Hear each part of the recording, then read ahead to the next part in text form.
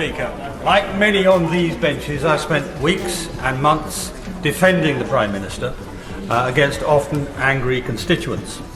I've reminded them of his success in delivering Brexit and on the vaccine and many other things.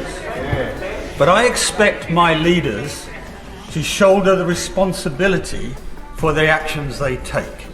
Yesterday, he did the opposite of that.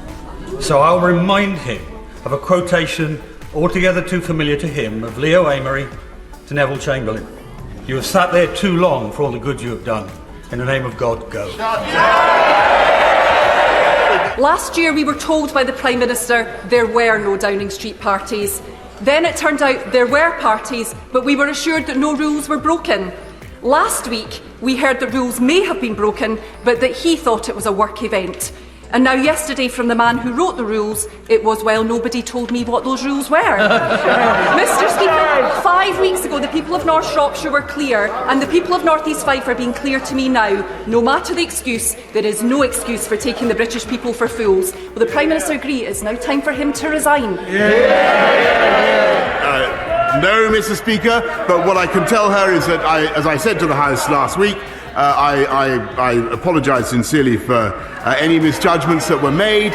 And then, Mr Speaker, the latest sorry excuse is really the most pathetic of them all. Nobody told me. Nobody told me. Nobody told the Prime Minister he was breaking his own rules. Absolutely pathetic. The Prime Minister, you know, what a look. The Prime Minister laughing once again, laughing at the British public. The Prime Minister is taking the public for fools. Nobody believes him. Will the Prime Minister finally take responsibility? Resign. Go, Prime Minister. No, Mr Speaker, but I thank him for his question again, and let me just remind him that there's an inquiry that is due to conclude. I believe he is wrong in what he asserts, Mr Speaker, but we'll have to wait and see what the inquiry says. But, Mr Speaker, I think the most important thing from the point of view of the UK government is that we're coming out of the restrictions that we've been in.